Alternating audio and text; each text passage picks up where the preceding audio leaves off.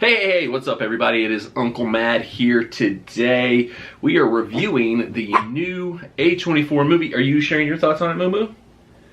The Iron Claw, the story of the famous Von Erich wrestling family, the Von Erich curse, the Iron Claw, the move that Fritz himself made famous in the early days of the family. I just saw that today. I've been doing some things, trying to wrap up the holiday week, taking advantage of the little bit of time we've got before work in real life kind of takes everything back over, and I went and saw that with a friend today, and I will give you my thoughts here. I'll kind of start with non-spoiler thoughts first, and then I'll get into some spoilery thoughts after that. So just right out of the gates, I'll tell you, I'm gonna have to get rid of Moo. That's what we're gonna have to do first, because she is being a pain in the butt. She must have not liked the movie. And here is what we are here to see: the Iron Claw. Good popcorn review. Take your shot. Applebee's. All episodes now streaming exclusively on Paramount Plus. It's good today. 6 out of 10. Okay, so as I was saying, we're going to start out with the non-spoiler portion of the review first. Right out of the gates, I'll tell you, this was a good movie. I very much enjoyed it. It's the type of movie I would like to see more of. It's, a good, well-made movie. But it's not like too artsy, not too just like avant-garde. It's just a story of a drama surrounding the family. Wrestling is really kind of the least important thing about it. That's what's kind of funny about it. You could take anybody you want to go see the movie with you, because it's, it's not a wrestling movie. It's even less of a wrestling movie than like a movie like The Wrestler was. So, really great movie, really great performances all the way around. I thought Zac Efron was really, really good. Did not know he had that type of performance in his bag, in his locker, but it's kind of a shame, because I feel like Cillian Murphy's going to run away with Best Actor this year from Oppenheimer, but in another maybe year where there weren't as much competition, Zac Efron, maybe could have won himself an Oscar. He might still get nominated, and he might win it for all I know. You never know. Sometimes these Oscar things go crazy and have some unpredictable finishes to them, but I liked the movie a lot. Yeah, I thought it was well made, well acted, well performed. Just a simple movie. It moved along pretty quickly. I think the runtime was like 2 hours and 10 minutes. Had a good pace to it. Just kind of moved along. You never felt like it dragged or was too long. So, like I said, I would recommend it to just about anybody. If you like good movies, I would recommend you check it out. If you got like a sensitivity to like tragedy and stuff like that, if you want to see like happier movies, it's probably not the movie for you. Because I mean, the whole basis of the Von Erich family is that they were just beset by tragedy after tragedy after tragedy after tragedy. So, if you're looking for a pleasant, fun time at the movie theaters, this probably isn't the movie for you. But if you just want to see a well-made, good movie about a family and the drama that goes along with being a part of a family, I'd recommend this movie to you. So, with that being said, put the spoiler alert alarm on.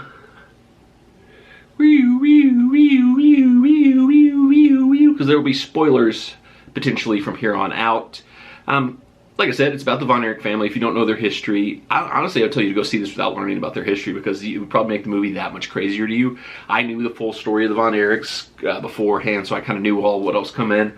So that's why it's probably like the things I liked the most about the movie was probably the way, like, the performances, the acting, and stuff like that, because I kind of knew what the story was already. So it was still hard to see just how crazy and how many tragedies could befall one family. Me and my buddy were talking after we left. We were kind of confused about the portrayal of Fritz Von Erich. Like, I'd never really heard that he was that much of a hard person on the kids. Like, if you don't know, he's the patriarch of the family, started the wrestling company that got all the kids their start, built them up, tried to get them all to become world heavyweight champions.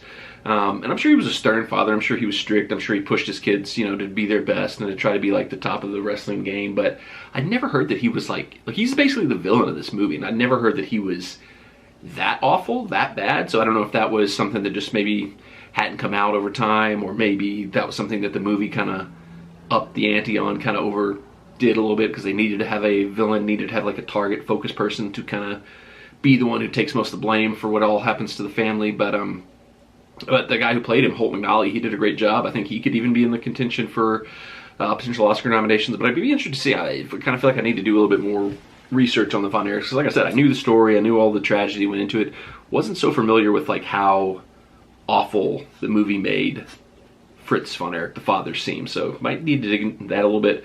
One thing I've heard from other people that I've listened to review, for example, Dave Meltzer, writer of the Wrestling Observer newsletter, one of the top wrestling journalists in the game, he kind of said the same thing as me. He said he enjoyed it as a movie, but for him, one of the problems he had with it was he was in Texas at the time all the Von Erichs were going on when they were at their peak. He knew the story inside and out, and the fact that they changed so much, that they dropped so much, and just the personal experience he had with it, there was just no way he could fully see it brought to life on the movie theater. For example, there's an entire Von Erich brother, I believe Chris, who is completely dropped from the movie, isn't mentioned at all, isn't even dropped at all. I think they just were like, we've got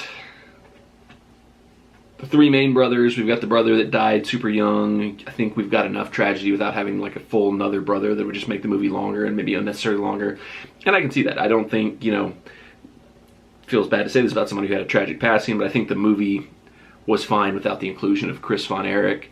I think the two things, if I'm going to give two negatives to the movie, the two negatives would be, number one, they couldn't quite seem to decide if they wanted to kind of pull the curtain back on professional wrestling or if they wanted to like maintain kayfabe. Because there's times where like there's a scene where like Bruiser Brody, Kevin Von Erich, Dave Von Erich, and Gino Hernandez are like planning out their match together before they go out for the ring, which I don't even think they would have done, because back in the day, guys called it in the ring. They didn't do pre-planned matches the way people do nowadays. But that was kind of like the one maybe time that they sort of fully pulled back the curtain and were like, oh, hey, this is how professional wrestling actually works. The simulated matches, they almost made it to try to make it look like the guys were really fighting each other and like they really didn't know who was going to win. There's a big climactic match between Kevin Von Erich and Ric Flair, where Kevin Von Erich puts the Iron Claw onto Ric Flair, won't release it, gets himself disqualified, and after the match, his dad acts like that wasn't always the plan. Like that wasn't like a pre-planned result for the match. Like he's like, what were you thinking out there, Kevin? How could you do that? You got a shot at the World Heavyweight title and you do that type of thing. So that, and there's a few other scenes in the movie with wrestling where they just seem like they kind of got stuck in the middle of maybe wanted to show respect to wrestling and not fully, undo kayfabe, but they kind of got stuck between in the middle somewhere. So I kind of was annoyed by that a little bit, but that's probably something that would hit you more as a wrestling fan like myself than like if you're not a wrestling fan and you just want to go see a good movie. You probably wouldn't even notice that, wouldn't bother you at all. That was something that bothered me as a wrestling fan. Another thing that bothered me as a wrestling fan that most people could probably look over and not even think about was, I don't know what they were thinking with Ric Flair.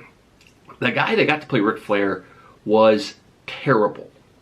Like, I don't know what he was doing. Like, he just had no grasp of Ric Flair. Like, I think he was trying to do Ric Flair's dialect. I think he was trying to copy Ric Flair's kind of slight lisp that's like a signature part of the way he talks.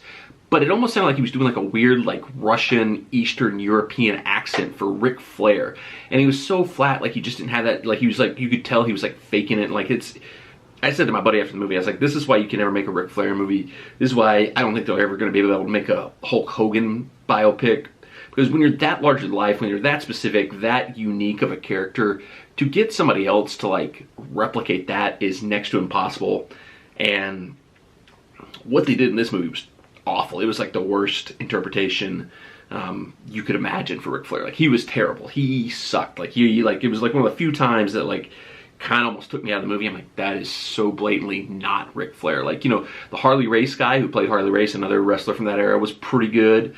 The Von Erichs, I'm not as familiar with them, obviously, as I am with Ric Flair. Like, so I don't know how spot on their dialect, their, accents, their way of speaking word to the actual Von Erichs. I've seen some interviews with Kevin, and Zac Efron seemed pretty close, pretty spot on there. But, I mean, Ric Flair, somebody who's that prominent, that well-known, you got to come closer if you're going to try to replicate him. And they just did not. It was the worst part of the movie by far for me was the guy playing Ric Flair, how terrible of a job he did. But those two things in and of themselves weren't enough to spoil the movie for me, because like I said, the kayfabe, not kayfabe, which is kind of nitpicky on my part as a wrestling fan, and the Ric Flair thing, it's towards the very end of the movie. It's like one scene, and you can pass it by and just enjoy the rest of the movie in and of itself. But I liked it. I'd recommend it, like I said, to anybody, wrestling fans, unless you're like dead set, hardcore Von Erichs tell the story the right way. You probably wouldn't like it because there's a lot of liberties, a lot of changes to the actual history of the Von Erichs. But if you're a wrestling fan who's just vaguely familiar with the story, or maybe he's only heard about it and don't know and didn't really know what happened, you'd love it. If you're not a wrestling fan, like I said, it's really a family drama. You could substitute wrestling business for like any business a family might be in together. You could make it a movie about politics. You could make it a movie about like a company owning a business, like a taxidermy business. I don't know what taxidermy popped in my head, but you could substitute the wrestling business for any potential family business that might be something that runs through a family and causes drama and tension within that family, and you could get the same type of movie. So I'd recommend it to everybody. Like I said, I would probably score it somewhere between a 3.5 and a 4, probably closer to a 4 because I think it was very good. But like I said, the biggest thing for me is I would like to see more movies like that. Just over 2 hours, really simple, really straightforward movie. Didn't try to get too artsy-fartsy and avant-garde and like symbolism and we gotta show this is a piece of cinema, this is an art. Let's tell a good story. Let's get some good performers to put on good performances and making entertaining movie that people will enjoy watching, even though it's about a crazy, tragic, horrible experience that this family had to go through. Enjoyable time at the movies. Maybe that says something about me. I don't know. Anyways, that's my thoughts on the Iron Claw. Like I said, I would recommend it to just about anybody. I think even like my mom and dad might even like a movie like this, which is kind of crazy to say, but I liked it. Hope to see more movies like that in the future. If you liked it, let me know your thoughts in the comments down below. If you didn't like it, let me know that too. I'd love to hear some dissenting opinions and thoughts like that. Yeah, but it was fun to go out to the movies. It used to be a big holiday thing for me and my family. We'd always go to a movie on Christmas Eve. We'd always go to a movie on Thanksgiving. And I don't know, for whatever reason, it seems like the kind of movies that we would go see, once again, need more movies like the movies we like. I don't know, maybe I'm just being stupid in that regard, but haven't done that in a few years. There hasn't been like a really big movie that like drew me out to go to the theaters during the holiday season in a while, but was glad to get to do it today. Was glad to get to see it today. I kind of was talking about it in a vlog that I was recording that's going to be kind of summering up the whole week, but we had like a kind of a scary incident at the movie theater. We went to the movie theater at Opry Mills Mall to see this, and as I was leaving, tons of cop cars came racing in. They were shutting down the mall. There's fire trucks, there's ambulances. There was reports on Twitter that there was an active shooter. Apparently what actually happened was a fight broke out at a Haagen-Dazs. A metal chair hit the tile floor, sounded like a gunshot to somebody. Somebody called in a gunshot, and kudos to the Metro Police for the response time, for getting there to make sure everybody was safe, that, you know, everything was okay. It ended up being, you know, basically a false alarm, but it's nice to see, you know, a response, safety measures being taken. It was crazy. That vlog will be coming out later this week, so subscribe to the channel, turn the bell on for notifications so you get that one to see what else I've been up to this last kind of week of 2023. Thank you always for watching. If you want to see more movie reviews, let me know. I like doing these. I like to just kind of, you know, shoot from the hip, and that's a wrestling term, and share my thoughts on movies, because I do enjoy movies. I like seeing movies. I like talking about movies. So thanks for watching as always. Until the next time, happy holidays. Enjoy your life.